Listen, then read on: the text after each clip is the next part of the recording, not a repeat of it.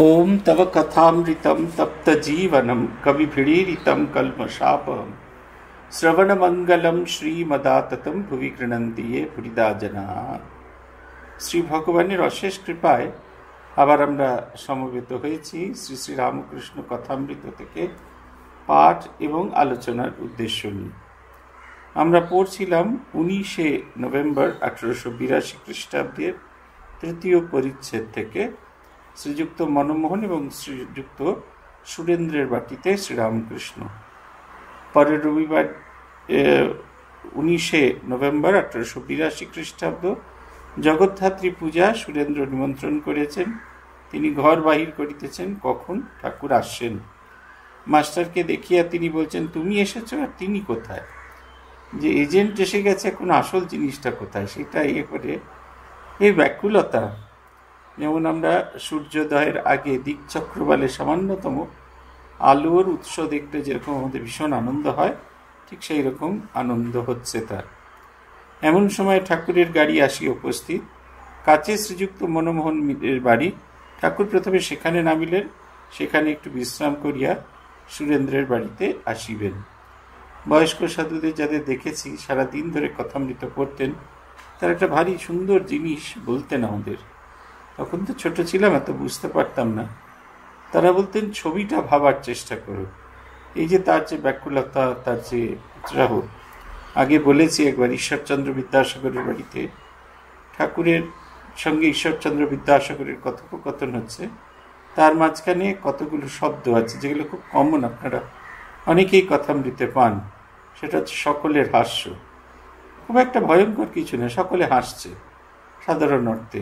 ওরা বলতেন না, প্রত্যেকটি হাসির একটি পৃথক পৃথক অর্থ আছে। ঠাকুর বলছেন, খাল বিল নদী পেরিয়ে এলাম, এতদিনে সাগরে এসে মিললাম। বিদ্যাসাগর মশাই বলছেন, তাহলে খানিকটা নোনা জল নিয়ে যান, সকলের হাস্য। এই সকলের হাস্যটা হচ্ছে উপেক্ষার। কোথায় বিদ্যাসাগর মশাই আর কোথায় গেঁয়ো বামুন এসেছে। বলছেন, চোখ দিয়ে দেখার চেষ্টা করবে, মন দিয়ে ভাবার চেষ্টা করবে। তারপরে ঠাকুর বলছে, না না, তুমি তা কেন হবে, তুমি দয়ার সাগর, ক্ষীরের সাগর। তখন এরকম কথা এর আগে কখনো শোনেনি। ওইখানে যে আছে সকলের হাস্য, সেই সকলের হাস্যটি হচ্ছে বিস্ময়ের হাস্য। আর শেষকালে তিনি যখন বলছেন যে তোমার অন্তরে সোনা চাপা আছে, খবর নাই, তখন শরণাগতির হাস্য। কারণ খবর আমাদের কারোর প্রত্যেকেরই কিছু না কিছু থাকে। আমরা সেটা স্টাইল এমন করে করি যে সত্যি সত্যি খবর নেই, তা কিন্তু না। খবর আমাদের সকলের কাছে আছে। আমরা যে ভগবানের কৃপা লাভ করছি, ভগবান যে আমায় কৃপা করছেন, এই জাতীয় খবর আমাদের কাছে সব সময় থাকে। কিন্তু এই খবর তখনই সাকসেসফুল হয় যখন যখন আমার এই চিন্তাটা একটা শক্তপোক্ত রূপের উপর দাঁড়াতে পারে। এটা হচ্ছে কথা। আমাদের এইখানে তার সেই অদ্ভুত রকমের আনন্দের কথা বলছেন যে মনমোহনের বৈঠকখানে ঠাকুর বলছেন যে আকিঞ্চন যে দিন, তার ভক্তি ঈশ্বরের খুব প্রিয়। খোল মাখানো জাব যেমন গরুর প্রিয়। দুর্যোধনের অত টাকা, অত ঐশ্বর্য দেখাতে লাগলো, কিন্তু তার বাটিতে ঠাকুর গেলেন না।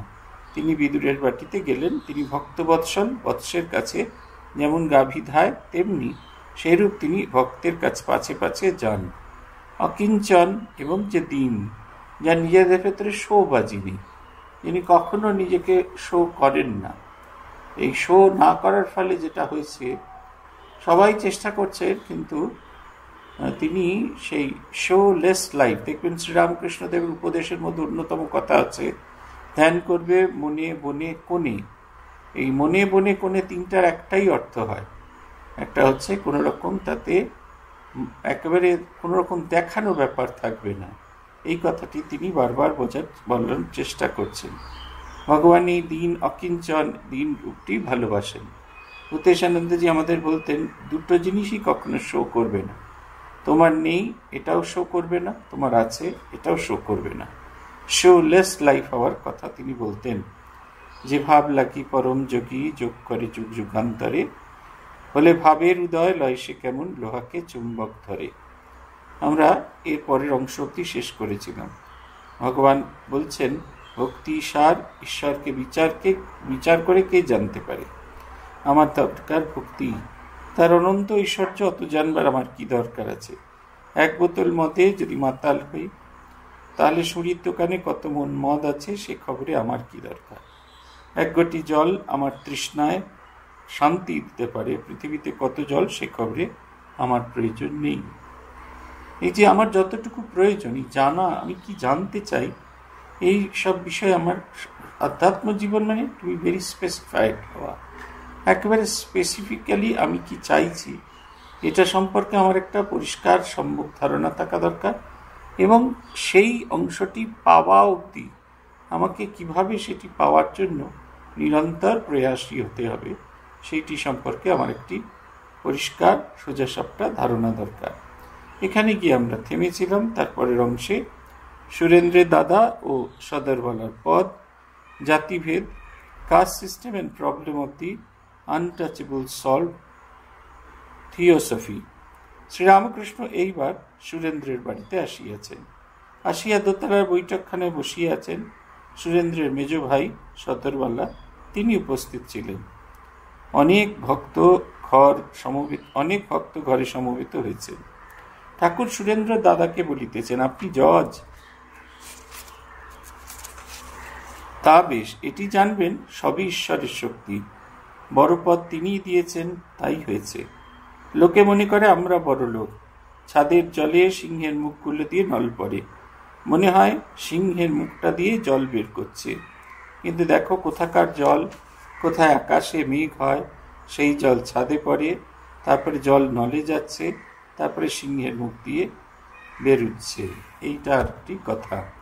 সেটা হচ্ছে আমি যা কিছুই করছি না কেন সবটাই তাঁর শক্তি, তিনি দয়া করে করতে দিয়েছেন। এই তাঁর শক্তি, এই তাঁর শক্তি, এই ভাবটা থাকাটা খুব জরুরি। তাহলে আত্ম অহংকারের সামান্যতম স্থান হয় না। এই ঘটনাটা আমি অনেকবারই আপনাদের বলেছি, আমার ভীষণ প্রিয় ঘটনা। গহনানন্দজি ফিরে এসছেন প্রেসিডেন্ট হওয়ার পরে। উনি কেরালা গেছিলেন। রঙ্গনাথানজি আচমকা শরীর চলে গেছিল, তো সেই কারণে মহারাজের এই প্রোগ্রামটা বকেয়া ছিল। মহারাজ প্রেসিডেন্ট হওয়ার পর 1 মাস মতো থাকার পরে কেরালা গেলেন। ফিরে এলেন জুলাই মাসের মাঝামাঝি।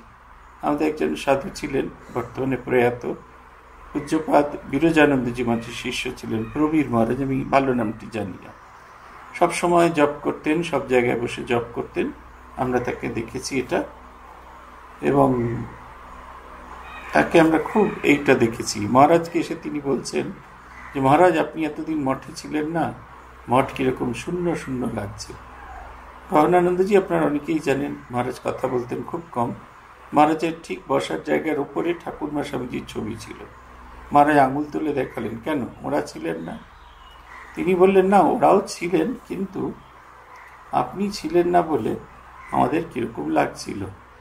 একেবারে হুটআউট করে তাড়িয়ে দিলেন, একবারে তাড়িয়ে দেন, যাও যাও। তিনি কৃপা করে স্থান দিয়েছিলেন, তাই তার চরণে স্থান পেয়েছে, যাও যাও, এই সমস্ত কথা বাজে জায়গায় গিয়ে বলবে। এই যে কি অদ্ভুত একটা, তিনি সঙ্গের সর্বোচ্চ পদে আছেন, সর্বোচ্চ পদে শ্রীরামকৃষ্ণের প্রতিনিধি। তার সামান্যতম অহংকার নেই যে শ্রীরামকৃষ্ণের এইটি বলছেন, তার প্রয়োগ কেমন হয়, তার প্রয়োগ আমাদের জীবনে যদি আমরা করি তার ফলটা কিরকম হয়, তার ছবিটি আপনাদের বললাম। সুরেন্দ্রের ভ্রাতা মহাশয় ব্রাহ্ম সমাজে বলে স্ত্রী স্বাধীনতা, জাতিভেদ উঠিয়ে দাও। এসব আপনার কি বোধ হয়? শ্রীরামকৃষ্ণ, ঈশ্বরের ওপর নতুন অনুরাগ হলে ওইরকম হয়। ঝড় এলে ধুলো ওড়ে, কোনটা আমরা, কোনটা তেঁতুল গাছ, কোনটা আম গাছ বোঝা যায় না। ঝড় থেমে গেলে তখন বোঝা যায়। নবানুরাগের ঝড় থেমে গেলে ক্রমে বোঝা যায় যে ঈশ্বরই শ্রেয়, নিত্য পদার্থ আর সব অনিত্য। সাধুসঙ্গ তপস্যা না করলে এসবের ধারণা হয় না। পাখোয়াজের বোল মুখে বললে কি হবে, হাতে আনা বড় কঠিন। শুধু লেকচার দিলে কি হবে, তপস্যা চাই। জাতিভেদ কেবল এক উপায়ে জাতিভেদ উঠতে পারে, সেটি ভক্তি। ভক্তের কোনো জাতি নেই, অস্পৃশ্য জাত শুদ্ধ হয়। চণ্ডাল ভক্ত হলে চণ্ডাল থাকে না। চৈতন্যদেব আচাণ্ডালে খোল দিয়েছিলেন। ব্রহ্মজ্ঞানীরা হরিনাম করে, খুব ভালো, ব্যাকুল হয়ে ডাকলে তার কৃপা হবে, ঈশ্বর লাভ হবে। সব পথ দিয়ে তাকে পাওয়া যায়। এক ঈশ্বরকে নানা নামে ডাকে, যেমন এক ঘাটে হিন্দুরা জল খায়, বলে জল, আরেক ঘাটে খ্রিস্টানরা খায়, বলে ওয়াটার, আরেক ঘাটে মুসলিমরা খায়, বলে পানি।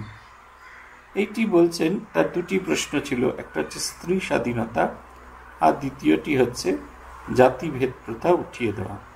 শ্রীরামকৃষ্ণদের বক্তব্য কর্তব্য, শ্রীরামকৃষ্ণ ভক্তদের দায়িত্ব ও কর্তব্যের বিষয় নিয়ে বলতে বলা হচ্ছিল। অনেক বিষয়ের ভেতরে একটি জিনিস যেটা আমি লক্ষ্য করেছিলাম সেটা হচ্ছে এই, আমাদের ভক্তদের ভেতরে আমরা যারা শ্রীরামকৃষ্ণদেবের মাতৃ সাধনা, এই ফলহারিণী কালী পূজার দিন শ্রী শ্রী মাকে পূজা করা, দেবী জ্ঞানে পূজা করা, এটাতে আমরা যতটা বেশি মথিত হয়ে থাকি, বাড়ির যে মা আছেন তার প্রতি আমাদের কিন্তু সেই পরিমাণ শ্রদ্ধা, সেই পরিমাণে ভক্তি থাকে না। এটা অন্য সম্প্রদায়ের কে আছে আমি জানি না, আমি সেভাবে দেখিনি। আমাদের রামকৃষ্ণ পরিবারে তো একেবারেই নেই, এটা কিন্তু বেশ প্রত্যক্ষ করেছি। সবসময় একটা সেকেন্ড ক্লাস সিটিজেন। অন্যকে স্বাধীনতা দেওয়ার আগে আমার নিজের মন থেকে নিজের স্ত্রী, নিজের বাড়ির লোকের, মেয়েদের প্রতি আমার স্বাধীনতা আসা দরকার। তারা স্বাধীন, তারা নানাভাবে কাজ করতে পারে, তাদের নিজেদের ভেতরে যে নানা গুণ আছে সেইগুলোকে তারা বিকশিত করতে পারেন, সেইটিতে তাকে সাহায্য করা। সেদিনকে দেখছিলাম একটি জামা কাপড় বিক্রি কোম্পানি প্রত্যেক বছর ঈদেতে নানা রকমের বিজ্ঞাপন দেন। কোনো বছর মনের ময়লা দূর হচ্ছে, এক বছর দেওয়ালির আগে মনের ময়লা দূর, এইরকম একটা মনের ময়লা দূরের গল্প আছে। শ্বশুর শাশুড়ি মেয়ে জামাইয়ের কাছে গিয়েছে, গিয়ে দেখছে জামাই খুব ভালো, সারা দিন মেয়েকে সাহায্য করছে, রান্না করতে সাহায্য করছে, সবজি কাটতে সাহায্য করছে, কি খুশি কি খুশি। বলছেন ঘরে ঘরে সবার এরকম জামাই হওয়া দরকার। তারপরে ভদ্রলোক ভদ্রমহিলা নিজেদের বাড়িতে ফিরে এসেছেন, অনেকক্ষণ ধরে বেল বাজাচ্ছেন। বেল বাজানোর পরে ছেলে এসে দরজাটা খুলল, তার সারা গায়ে হলুদ লেগে আছে। বলছে কি করছিলি? বলছে না, ওর স্ত্রীর নাম করে যে ওকে একটু রান্নায় সাহায্য করছিলাম। তোকে এই শেখালাম, আমি এই শেখালাম। এই শেষকালে এই জরুকা গুলাম হিন্দিতে ছিল, নিজের স্ত্রীর দাস এই সে হতে শেখালাম। তখন সে ভদ্রলোক বলছেন তোমার মাকে না তোমার বোনের বাড়িতে দিয়ে এসো। অন্যের ছেলে যখন তোমার বোনকে সাহায্য করে তখন তার মতো ভালো মানুষ আর হয় না, নিজের ছেলে যখন অন্যের বাড়ির মেয়েকে সাহায্য করে তখনই সে জরুকা গুলাম হয়ে যায়। আমাদের রামকৃষ্ণ ভক্তদের এটি বিশেষ করে প্রয়োজন, নিজেদের বাড়ির স্ত্রী, নিজেদের বাড়ির মেয়েদের প্রতি শ্রদ্ধা রাখা। কোথাও অতি শ্রদ্ধা খুব সমস্যার কারণ দেখা দেয়, কিন্তু এটা দরকার। স্বামীজির কাছে জিজ্ঞেস করতে এসেছিল বিধবা বিবাহ নিয়ে। স্বামীজি বলেছিলেন আমি কি বিধবা যে এই সমস্যার সমাধান সূত্র আমি দেব? আমি দেবার কে? যারা বিধবা তারা বুঝবে কি করলে তাদের সমাধান সূত্র হবে। মা ঠাকুরানীর জীবনী দেখুন কি সুন্দর, কত কি হয়েছে। একটু দু চার পদ লেখা শুরু করেছেন, সঙ্গে সঙ্গে হৃদয়রাম বলেছেন বই কেড়ে নিয়েছেন। বলেছেন শেষে মেয়ে কি নাটক নভেল পড়ে লোককে প্রেমপত্র দেবে? মা কিন্তু ছেড়ে দেননি। মা সেই আবার সেই মুকুজ্জদের বাড়ির মেয়ের কাছে পড়াশোনা করেছেন, শাক পাতা সমস্ত কিছু দিয়ে পড়াশোনা করেছেন। মেয়েদের জীবনে দুটি অভ্যাস থাকা দরকার, নিজেকে বিকশিত করা এবং আমরা যদি সেই সুযোগটি দেখতে পাই সেটাই সাহায্য করা। স্বামীজির যে তিনপন্থী নিয়ম আছে, একটা দেশ একটা জাতি কেমন করে বড় হতে পারে, তার তৃতীয় সূত্রটা হচ্ছে be good and help others who want to be good. নিজে ভালো হও এবং অন্যান্যরা যারা ভালো হতে চেষ্টা করছে তাদের সাহায্য করো। সাহায্য করলেই হবে, আর কিছু করার দরকার নেই। সাহায্য করলেই এগিয়ে যেতে পারবো, কিন্তু আমরা সাহায্যটাই করতে চাই না। আমরা মনে করে রাখি সেকেন্ড গ্রেড সিটিজেন। পরিবারের সব ক্ষেত্রে, হয়তো সব ক্ষেত্রে নয় এখন, তো অনেক জায়গায় বিশেষ করে অনেক শিক্ষিত বাড়িতে দেখেছি যেভাবে তারা তার ছেলেকে ট্রিট করে সেইভাবে তারা তার মেয়েকে ট্রিট করে না। এমনকি যেভাবে নিজের মেয়েকে ট্রিট করে সেইভাবে নিজের ছেলের বউকেও ট্রিট করে না। এটা আমরা দেখেছি। এইটার এই দৃষ্টিভঙ্গিটার পরিবর্তন হওয়া দরকার। শুধুমাত্র মায়ের এই ষোড়শোপচারে, এই ষোড়শী পূজার দিন মা বলে গদগদ হয়ে গেলে হবে না। আমাদের নিজেদের ভেতরের মানুষটার পরিবর্তন দরকার। জাতিভেদ প্রথা উঠে যায় কিরকম করে? ভক্তি, ভালোবাসা দিয়ে। শ্রীরামকৃষ্ণ মঠ তার একটি প্রকৃষ্ট উদাহরণ। আপনারা যখন ডাইনিং হলে উৎসবে গিয়ে বসেন, কখনো পাশের লোকটাকে জিজ্ঞেস করেন না তুমি কায়েত না বামুন। অথচ কিন্তু মা ঠাকুরুন বেঁচে ছিলেন, জগদ্ধাত্রী পুজো হয়েছিল, বামুনদের আগে খেতে দেওয়া সমস্যা হয়েছিল, তার জন্য সমাজপতিরা তাকে হেঁটো করেছিল। মায়ের শরীর চলে যাওয়ার পরেও এই একই ঘটনা ঘটেছিল। কিন্তু এখন দেখুন পরিবর্তন হয়েছে। জোর করে পরিবর্তন করা যায় না, পরিস্থিতিটা তৈরি করে দিতে হয়। আপনি পরিবর্তন হবে। যদি খুব গরম হয় আপনারা পাখা চালান, এসি চালান, এয়ার কুলার চালান, কত কি চলে। কিন্তু যদি বৃষ্টি হতে থাকে, একেবারে ঠান্ডা হয়ে যায়, কখন আস্তে আস্তে পাখা বন্ধ হয়ে যায়, এয়ার কুলার বন্ধ হয়ে যায়, এসি বন্ধ হয়ে যায়, আর কখন কোন অবস্থায় চাদরটা গায়ে পড়ে যায়। এইভাবে জাতিভেদ প্রথা এইভাবে জোর করে কিছুতেই হয় না। একটু একটু করে মনুষ্যত্বকে খুব প্রাধান্য দিলে, মনুষ্যত্বকে যদি প্রাধান্য দেওয়া যায় তাহলে এটা হয়। ঠাকুর একটা অদ্ভুত কথা বললেন, দেখুন কি সুন্দর বলছেন সাধুসঙ্গ তপস্যা না করলে এসব ধারণা হয় না। পাখওয়াজের বোল, মুখে বললে কি হবে, হাতে আনা বড় কঠিন। শুধু লেকচার দিলে কি হবে, তপস্যা চাই, তবে ধারণা হবে। আমরা অনেক সময় কথার কথা বলে দিই, অন্তরে অন্তরে বিশ্বাস করি না। কেশবচন্দ্র সেনের জীবনে এরকম একটি ঘটনা আছে। কেশবচন্দ্র সেন ব্রাহ্ম সমাজে নিয়ম করেছিলেন, যেমন হিন্দু সমাজে গৌরীদান প্রথা আছে, সেই গৌরীদান প্রথাকে বিরোধ করবার জন্য ব্রাহ্ম মেয়েরা পরিণত বয়সে না হলে বিয়ে হবে না, এবং ব্রাহ্মদের সঙ্গে কেবল ব্রাহ্মদের বিয়ে হবে। কিন্তু নিজেরই অপরিণত মেয়ে, এবং তাও আবার কোচবিহার রাজবাড়িতে হিন্দু পরিবার, বেশ ভালো পরিবার দেখাতে তিনি আর লোভ সামলাতে পারেননি, নিজের কন্যার সাথে বিয়ে দিয়ে দেন, এবং তারপরে ব্রাহ্ম সমাজ তাকে সম্পূর্ণভাবে পৃথক করে দেন। তাকে বেরিয়ে যেতে হয় সাধারণ ব্রাহ্ম সমাজ থেকে, এবং তৈরি করেন নববিধান ব্রাহ্ম সমাজ। শ্রীরামকৃষ্ণের কাছে এই কনফেশনটা তিনি করেছিলেন যে এরকম ঘটনা তিনি ঘটিয়ে ফেলেছিলেন। শ্রীরামকৃষ্ণ বলেছিলেন, সে তো বটেই, আমরা যদি আদর্শ তৈরি করে আদর্শটিকে না অনুসরণ করি তাহলে কখনোই হবে না। আপনাদের বলেছিলাম শিক্ষক মশাইয়ের গল্প। তিনি মনসাদ্বীপে থাকাকালীন ক্লাস 10 এবং 9-এর ছেলেদের বই দেওয়া হচ্ছে। ক্লাস 9-এর 2টি ছেলে এলো এবং 10-এর একটিও ছেলে নয়, আর 9-এর 8 ছেলে এলো না। 2 জন মাস্টারমশাই এবং 2টো ছেলে এলো। তারা সঙ্গে করে স্কুলের হেডমাস্টারের সাথে চিঠি নিয়ে এলেন। চিঠিতে হেডমাস্টারের সিগনেচার নিচে সিল দেওয়া আছে, এমনকি স্কুলের গোল সিল দেওয়া আছে। তাতে হেড স্যার বলছেন যে আমার সব ছাত্র, 9-এর 3টি ছাত্র অসুস্থ এবং 10-এর 5টি ছেলেই অসুস্থ, তাই এই 2টি ছেলে এবং মাস্টারমশাইকে পাঠালাম, যদি দয়া করে এদের হাতে বইটি দিয়ে দেন। আমরা ছেলেগুলোকে একটু বসতে দিলাম, কারণ 9 তখনও দেওয়া হচ্ছে, তো 9-এর বই খালি না হলে 10-এর বইগুলো বার করতে পারছিলাম। এবং সেই ফাঁকে ছেলেগুলোকে জিজ্ঞেস করছিলাম, ছেলেরা বললো না না কেউ অসুস্থ না, স্কুলে আনন্দ করছে। স্যার বললেন আবার 4 টাকা খরচ করে যাবি? আচ্ছা আমি একটা চিঠি লিখে দিচ্ছি, ওনারা নিয়ে যাবে। এই যে শিক্ষক মশাই, প্রধান শিক্ষক মশাই, তিনি যখন বলেন যে সদা সত্য কথা বলিও, সে কথার কি দাম থাকে না সে কথার ওজন থাকে? সেই কারণে শুধু বললে হবে না, নিজেকেও বিশ্বাস করতে হবে। জাতিভেদ প্রথা উঠে যাওয়া দরকার। বলছেন ব্রহ্মজ্ঞানীরা হরিনাম করে, অতি ভালো জিনিস, খুব ভালো। ব্যাকুল হয়ে ডাকলে তার কৃপা হবে, ঈশ্বর লাভ হবে। ব্রহ্মজ্ঞানীরা হরিনাম করে, ব্যাকুল হয়ে যদি তাকে ডাকে তার কৃপা হবে। ভগবানকে যদি ব্যাকুল হয়ে ডাকেন কোনো সমস্যায় পড়ে, অবশ্যই তিনি সাহায্য করবেন, তার কাছ থেকে সাহায্য আসবে। যখন মনে হবে আমাদের নিজেদের শক্তিতে হচ্ছে না, সাহায্য প্রার্থনা করতে হয়। পূজ্যপাদ ভূতেশানন্দজি মহারাজ ভারী সুন্দর একটি কথা বলতেন, খোলা আকাশের তলায় দাঁড়িয়ে হাত জোর করে বলো এই জগৎ সংসারে যে যেখানে আছে সবাই যেন ভালো থাকে, সুখে থাকে। এই সবাইয়ের মধ্যে তুমিও আছো। আমি ভালো থাকি, আমরা সবাই প্রার্থনা করি আমি যেন ভালো থাকি, আমি যেন সুখে থাকি, আমার প্রিয়জনরা যেন ভালো থাকে, আমার প্রিয়জনরা যেমন সুখে থাকে। তার বদলে প্রার্থনা করো এই জগৎ সংসারে যে যেখানে আছে সবাই যেন ভালো থাকে, সবাই যেন সুখে থাকে।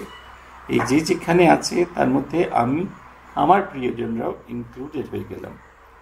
শ্রীরামকৃষ্ণ বলছেন, একজন জিজ্ঞাসা করছেন, মহাশয় থিওসফি কিরূপ বোধ হয়? শ্রীরামকৃষ্ণ বললেন, শুনেছি নাকি ওতে অলৌকিক শক্তি, মিরাকলস হয়। দেব মোড়লের বাড়িতে দেখেছিলাম একজন পিশাচ সিদ্ধ। পিশাচ কত কি জিনিস এনে দিত। অলৌকিক শক্তি নিয়ে কি করব? ওর দ্বারা কি ঈশ্বর লাভ হয়? ঈশ্বর যদি না লাভ হয় তাহলে সকলই মিথ্যে। এইটা একটা অদ্ভুত জিনিস, এই পিশাচ সিদ্ধ হওয়াটা, এটা একটা অদ্ভুত ব্যাপার। ইদানিং একটি নতুন ট্রেন্ড দেখা যাচ্ছে। আমাদের দুজন গুরু, আমি নাম বলছি না, তাদের দীক্ষিত সন্তানদের মধ্যে দেখছি যে দীক্ষার যে মন্ত্র পেয়েছেন সেই মন্ত্রে তারা যথেষ্ট স্যাটিসফাইড নন। তারা তন্ত্রমতে পূর্ণাভিষিক্ত হতে চাইছেন। পূর্ণাভিষিক্ত হয়ে, তন্ত্রমতে পূর্ণাভিষিক্ত হয়ে এই গেরুয়া পরে ঘুরে বেড়াচ্ছেন। দিনের বেলা অফিস যান, স্কুল যান, তখন গেরুয়া ছেড়ে সাদা প্যান্ট শার্ট পরেন, আবার বাড়ি ফিরে এসে গেরুয়া। তারপরে রাত্রিরে সব সাধন ভোজন করে জমিয়ে খাওয়া দাওয়া করা। বলছেন এসব পথ, তন্ত্রপথ খুব কঠিন। এই কারণে তন্ত্রপথে উচ্চ আদর্শকে ভীষণভাবে ধরে থাকতে হয়। আর তার চেয়েও কঠিন, আদর্শের সামান্যতম যদি চ্যুতি হয়ে যায় তাহলে ভীষণ রকমের অধঃপতন হয়। দেখবেন এই যে বিভিন্ন বাবারা, একটা সময় আপনারা দেখেছেন সেই বাবারা ইদানিং মাথার চুল ফাঁকা হয়ে গেছে, ফলস চুল লাগিয়ে লাগিয়ে লাগিয়ে লাগিয়ে এসে দাঁড়িয়েছেন, কিন্তু তাদের আর সেই গ্ল্যামার নেই। তারা এমনি এসে দাঁড়াতে পারছেন না। তার কারণ হচ্ছে তারা নিজেরা ফুরিয়ে গেছেন, নিজেরা সেই যোগ্যতা অর্জন করেননি। সাধন ভজন খুব দরকার। বলছেন এই সমস্ত ওই অকাল্ট পাওয়ার, এই সমস্ত অলৌকিক শক্তি দিয়ে কি আমার ঈশ্বর লাভ হবে? আমার তো ঈশ্বর লাভ হবে না। আমার জীবনের লক্ষ্য যে স্পেসিফাই করা, আমি কি চাই, আমি কি হতে চাই, সেইটিকে স্পেসিফাই করা এবং সেই অনুযায়ী একটু একটু করে এগিয়ে যাওয়া। এই স্পেসিফিকেশন, জীবনের এই স্পেসিফিকেশনটা ভীষণ প্রয়োজন। চতুর্থ পরিচ্ছেদ, মণিমল্লিকের ব্রহ্মোৎসবে ঠাকুর শ্রীরামকৃষ্ণ। ঠাকুর শ্রীরামকৃষ্ণ কলকাতায় শ্রীযুক্ত মণিমল্লিকের সিঁদুরিয়াপট্টির বাড়িতে ভক্ত সঙ্গে শুভাগমন করলেন। সেখানে ব্রাহ্ম সমাজের প্রতি বৎসর উৎসব হয়। বৈকাল বেলা 4টে হইবে। এখানে আজ ব্রাহ্ম সমাজের সংবাদস্বরী উৎসব, 26শে নভেম্বর 1882। শ্রীযুক্ত বিজয় কৃষ্ণ গোস্বামী এবং অন্যান্য অনেক ভক্ত, ব্রাহ্ম ভক্ত আর প্রেমচাঁদ বড়াল ও গৃহস্বামীর অন্যান্য বন্ধুরা আসিয়াছেন। মাস্টার প্রভৃতি সঙ্গে আছে। এই যে পরিস্থিতিটা কেমন সেটা বুঝিয়ে দিচ্ছেন, কোথায় এসেছেন, কি কারণে এসেছেন এবং কে কে উপস্থিত আছেন। শ্রীযুক্ত মণিলাল ভক্তদের সেবার জন্য অনেক আয়োজন করিয়াছেন। প্রহ্লাদ চরিত্র কথা হইবে, তৎপরে ব্রাহ্ম সমাজের উপাসনা হইবে, অবশেষে ভক্তগণ প্রসাদ পাইবেন। এই দেখুন, শ্রীরামকৃষ্ণের স্পর্শে এদের কোথায় কোথায় পরিবর্তন হচ্ছে। প্রহ্লাদ চরিত্র, হিন্দুদের দেবতা, তাঁর জীবনের গল্প, সেইটি নাটক হবে, উপাসনার আগে সেটিও দেখছেন তারা। তারপরে তাদের যেরকম ফর্মাল উপাসনা হয়, তারপরে খাওয়া দাওয়া। আমি দেখেছি মেনকা ঠাকুরের কাছে গিয়ে দেখেছি কত ফর্মাল, ইনফর্মাল ওদের উপাসনার পদ্ধতি। ওটিকে যদি ধরে রাখা যায় তাহলে হয়, কিন্তু বড় শুকনো, তার ভেতরে প্রাণ নেই।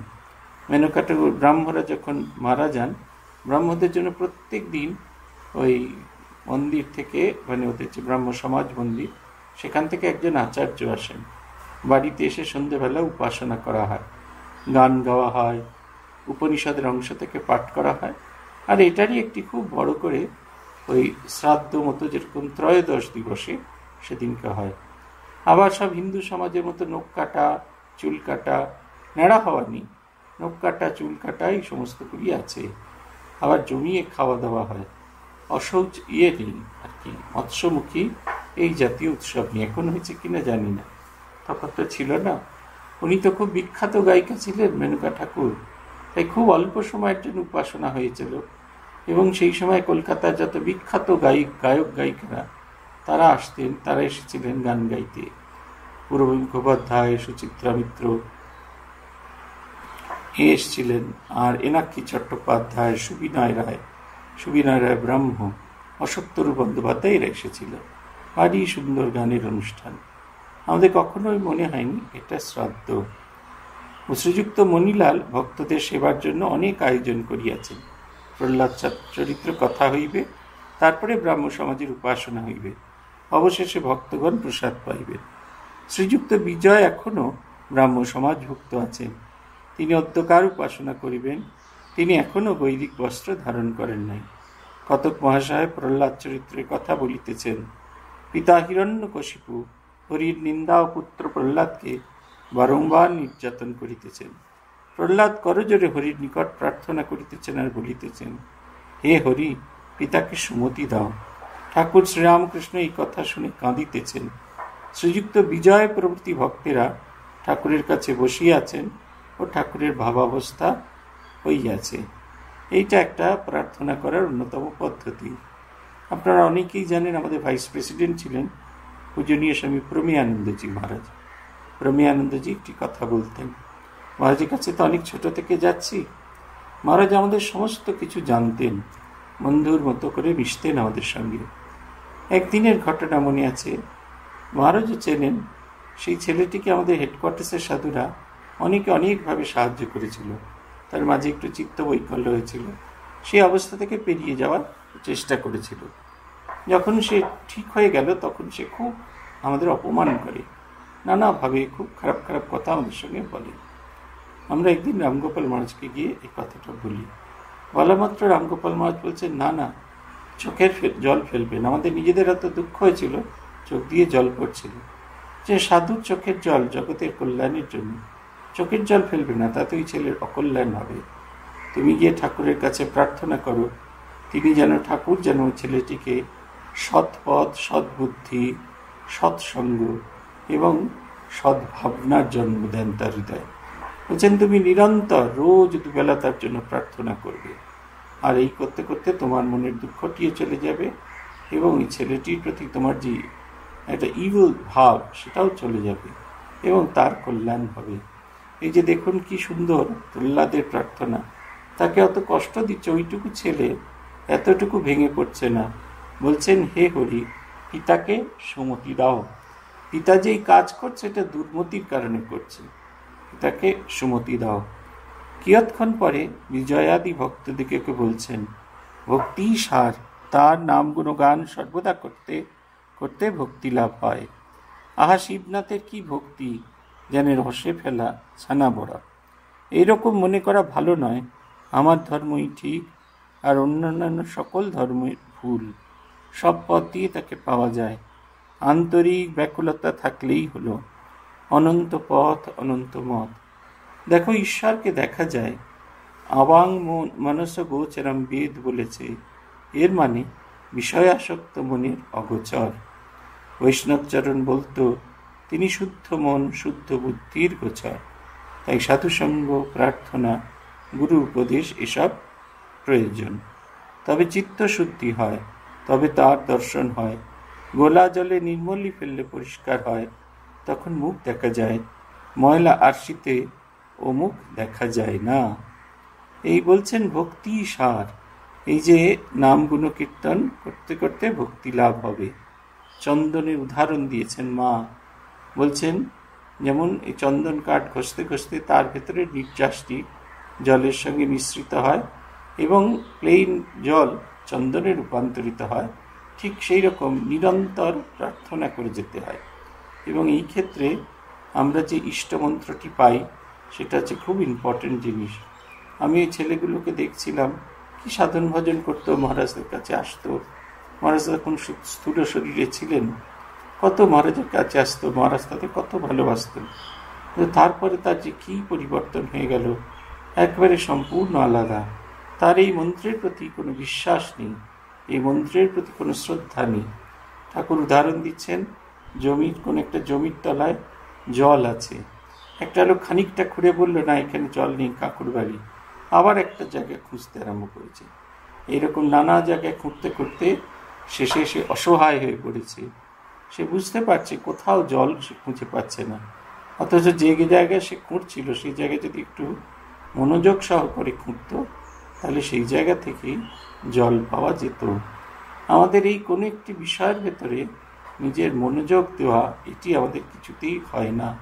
সেই কারণে আমরা এত বেশি কষ্ট পাই। কোনো একটা আদর্শ তাকে ধরে রাখতে পারি না, তার কারণ হচ্ছে সে আদর্শের প্রতি যে নিষ্ঠা সেটা হয় না। সবসময় মনে রাখবেন, আমি এটা অন্তর থেকে বিশ্বাস করি, বড়দের কাছে শুনেছি এরকম কথা। তারা বলতেন, গুরু আমাদের যে উপদেশ দেন, গুরু আমাদের যে মন্ত্র দেন, যে সাধন পথ দেন, সেই পথ দিয়ে যদি আমরা এগিয়ে যেতে পারি তাহলে মুক্তি আমাদের হাতের মনের মধ্যে। ভগবান অবতার পুরুষ, তিনি জানতেন আমাদের দ্বারা বিরাট করে সাধন ভজন করা সম্ভব নয়। হেঁট মুন্ড ঊর্ধ্বপদ হয়ে পুরাকালে যেভাবে সাধন ভজন হতো সেভাবে করা সম্ভব নয়। সব কাজের ফাঁকে ভগবানকে ডাকা। বলছেন এরকম মনে করা ভালো না। আরেকটা জিনিস, আমার ধর্মই ঠিক আর অন্য সব রকম ভুল। সব পথ দিয়ে তাকে পাওয়া যায়, আন্তরিক ব্যাকুলতা থাকলেই হয়। অনন্ত পথ, অনন্ত মত। ফেসবুকে একজনকে দেখি, তিনি সারাদিন ধরে শুধু রান্না করেন এবং অন্যের নিন্দা করেন। কেউ যদি একাদশী পালন না করে, কেউ যদি ওনার একাদশীর ভিডিও দেখে অন্য কটু কথা বলেন, তাহলে তিনি ভারী অসন্তুষ্ট হন। তিনি এখান থেকে ওখান থেকে শ্লোকের আধখানা জোগাড় করে করে ওনার কথার সাপোর্টে কিছু বলার চেষ্টা করেন। কিন্তু ব্রেন ওয়াশড, নিজেরটাই সেরা, অন্যটা কোনো পথই সেরা না। আমি আমার নিজের পথ দিয়ে ইষ্টের কাছে পৌঁছইনি, কেমন করে বলবো যে অন্য পথ সেখানে পৌঁছে যায়? যখন আমরা খোলা আকাশের তলায় ছাদের উপর গিয়ে উঠি, তখন দেখতে পাই যে যেমন সিঁড়ি দিয়ে উঠেছি সেরকম চিলেকটার করে যদি বাঁশ বেঁধে উঠতাম তাহলেও সেইখানে সব পথ সেই একই জায়গায় নিয়ে গিয়ে পৌঁছয়। আমি তো আমার লক্ষ্যেই পৌঁছাতে পারিনি, আমি কেমন করে বলবো যে অন্যান্য সবগুলিতে হয়? একজন ভদ্রমহিলা বলছিলেন যে তিনি বিশ্বাস করেন যে শ্রীরামকৃষ্ণ মন্ত্রে মুক্তি হবে এবং অন্যান্য কোনো মন্ত্র নিলে তার একবারে ক্ষতি, ভয়ঙ্কর ক্ষতি। আগের দিন বলছিলাম আমাদের এখানে দীক্ষা হবে, একজন ভদ্রমহিলা এসেছিলেন, জিজ্ঞেস করছিলেন আমি ছেলেবেলায় মন্ত্র দীক্ষা নিয়েছি এক জায়গা থেকে, সেটাও কিছু খারাপ নয়, সেখান থেকে দীক্ষা নিয়েছি। বলছে আমি মন্ত্রটাকে একটু আপগ্রেড করতে চাই। এই জাতীয় শব্দ শুনলে মনে হয় দু গালে দুটো ঠাস ঠাস করে থাপ্পড় মেরে দিই। মন্ত্রের আবার আপগ্রেডেশন হয়? আমরা আমাদের ধারণ, আমাদের যে শরীরটা, আমাদের যে সাধক সত্তা, সেইটাকে কিছুতেই আপগ্রেড করতে চাই না। আমরা কেবলমাত্র মন্ত্রকে আপগ্রেড করতে চাইছি। যে মন্ত্র আমরা পেয়েছি সিদ্ধ গুরুর কাছ থেকে, সিদ্ধ মন্ত্র, সেই মন্ত্র যদি ধরে ধরে আমরা এগোতে পারি তাহলে অবশ্যই আমরা পেতে পারি। আরেকটা বলছেন, এটা তার অ্যাসিওরেন্স, দেখো ঈশ্বরকে দেখা যায়। যদিও বেদ অবাং মনস্য গোচরম বলেছেন, কিন্তু সেই কোন মনের কথা বলেছেন? বলছেন এর নাম বিষয় আসক্ত মনের গোচর। যে মন বিষয় বাসনা নিয়ে আছে, সে কেমন করে ঈশ্বরকে দেখবে? তার মন তো বেশিরভাগটাই অকুপাইড বাই সামথিং। ঠাকুর বলছেন না, লোকে মাঘ ছেলের জন্য ঘটি ঘটি কাঁদে, ঈশ্বরের জন্য কে কেঁদেছে বলো তো? এই যে একটা ওয়ান পয়েন্টেডনেস, আমি অন্য কোনো কিছু চাই না। ছোট শিশু যেরকম দিন যখন শেষ হয়ে যায় তখন সে আর কিচ্ছু চায় না, তার একটাই আবদার, মা যাব। অচেনা কেউ যদি বলে চল তোর মায়ের কাছে নিয়ে যাবে, সঙ্গে সঙ্গে তার কোলের চেপে চলে যায়। এই মা যাব, এই বোধটা আমাদের থাকা খুব জরুরি। যদি না থাকে তাহলে কিন্তু কষ্ট ভীষণ। আমরা যদি নিজেদের প্রস্তুত করতে না পারি তাহলে ভীষণ কষ্ট পেতে হবে। মা যাব, ভগবানকে চাই, এ ভিন্ন আর কিচ্ছু চাই না, এটা আমাদের বুঝতে হবে। আমরা এখনো পর্যন্ত কাউকে দেখিনি। কালকেই বলছিলাম কথামৃত ভবনে যে ডেড বডি দাহ করতে গিয়ে অভিজ্ঞতা দেখেছি। একজনকে দেখেছি, তিনি কখনো ভালো শাড়ি পরতেন না, সেই শাড়িগুলো জমিয়ে জমিয়ে রাখতেন। তিনি আচমকাই মারা গেলেন। তাকে যখন দাহ সংস্কার করতে নিয়ে যাওয়া হলো, তার আলমারি খুললে থেকে পাওয়া গেল থরে থরে ভালো ভালো ভালো ভালো শাড়ি। তার মধ্যে থেকে একটা সবুজ, আমার এখনো ছবিটা মনে আছে, সবুজ গোল্ডেন পার একটা ভারী সুন্দর শাড়ি। তখন তো মারা গেছেন, তখন আর শাড়ি পরানোর মতো অবস্থায় নেই। সেই শাড়িটাকে খুলে এপাশ ওপাশ করে ঢুকিয়ে দিলেন। তার একমাত্র বেঁচে থাকা মানুষ দিদি বলছেন, তোমরা ভালো করে ঢুকিয়ে দড়ি দিয়ে বেঁধে দাও, নাহলে ডোম বেচারা খুব শয়তান, তারা কাপড়টা নিয়ে নেবে। যে বোন চলে গেল, যে বোন সারা জীবনে কখনো সেই শাড়ি ভোগ করতে পারলেন না, সেটা নিয়ে তাদের কোনো মাথা ব্যথা নেই। ডোম যদি ওই শাড়িটা গা থেকে খুলে নেয় কি হবে? সেই কারণে আমরাও ছোট ছিলাম, আমরাও কনসিয়াস ছিলাম। তারপর বডিটা ঢুকিয়ে দেওয়া হলো ইলেকট্রিক চুল্লিতে। যে কোনো কারণে চাকাটা ঠিকমতো ঘুরছিল না, এই সামনের যে আবরণটা সেটা পড়তে একটু দেরি লাগছিল। আমরা গেটের বাইরে দাঁড়িয়ে দাঁড়িয়ে দেখছি যে সবুজ এই জরিপার কাপড় তিনি পরে গেছিলেন, মুহূর্তের মধ্যে সেটি পুড়ে গেল, একেবারে এক মুহূর্তের মধ্যে। চুল থেকে আরম্ভ করে চামড়া থেকে আরম্ভ করে সব দাউ দাউ করে জ্বলছে, এবং মাংস যতক্ষণে নামলো ততক্ষণে মাংসগুলো বোধহয় পুড়ে গেছে। এইরকম আমরা অবাক বিস্ময় তাকিয়ে দেখছি। এগুলো কোনোটাই আমাদের সঙ্গে যাবে না, যাবে আমাদের ঈশ্বরীয় চেতনা, ঈশ্বরীয় ভাবনা। আমরা যদি তার সঙ্গে মিলেমিশে একাকার হতে পারি তবে সেই ভাবনাটি আমাদের সঙ্গে যাবে। তাই তার দিকে মনটা ঘোরাতে হয়। চিত্তশুদ্ধির পর ভক্তি লাভ করলে তবে তার কৃপায় তাকে দর্শন হয়। দর্শনের পর আদেশ পেলে তবে লোকশিক্ষা দেওয়া যায়। আগে থাকতে লেকচার দেওয়া ভালো নয়। একটি গানে আছে, ভাবছ কি মন একলা বসে, অনুরাগ বিনে কি চাঁদ গৌর মিলে, মন্দিরে তোর নাইকো মাধব কেঁদো, শাক ফুকে তুই করলি কোন, তাই চামচিকে 11 জনা, দিবানিশি দিচ্ছে হানা। হৃদয় মন্দির আগে পরিষ্কার করতে হয়, ঠাকুর প্রতিমা আনতে হয়, পূজার আয়োজন করতে হয়। কোনো আয়োজন নাই, হব করে শাঁখ বাজানো, তবে কি হবে? এইবার শ্রীযুক্ত বিজয়কৃষ্ণ গোস্বামী বেদিতে বসিয়া ব্রাহ্ম সমাজের পদ্ধতি অনুসারে উপাসনা করিতেছেন। উপাসনানন্তে তিনি ঠাকুরের কাছে আসিয়া বসিলেন। শ্রীরামকৃষ্ণ বিজয়ের প্রতি, আচ্ছা তোমরা অত পাপ পুণ্য কেন, পাপ পাপ বললে কেন? 100 বার আমি পাপী বললে তাই হয়ে যায়। এমন বিশ্বাস করা যায় যে তার নাম করেছি, আমার আবার পাপ কি? তিনি আমাদের বাপ মা, তাকে বলো যে পাপ করেছি আর কখনো করব না, আর তার নাম করো, তার নামে সকলে দেহ মন পবিত্র করো, জিহ্বাকে পবিত্র করো। এই নাম করার দুটোই কারণ। একটা হচ্ছে আমাদের শরীর মনকে পবিত্র করা, মনটি পবিত্র হলে আমরা যে চিন্তা রাশি আসে সেটিও পবিত্র হয়, এবং যত পবিত্র হতে পারবো তত আমরা ঈশ্বরের নিকটবর্তী হতে পারবো। নাহলে সেই মন্দিরে মাধব নেই, সেই যেমন পদ্মলোচন তিনি যেমন ভ্রম করে শাঁখ পুঁতে গ্রামবাসীকে একত্রিত করেছিলেন, আমাদের অবস্থাটাও সেরকম হবে।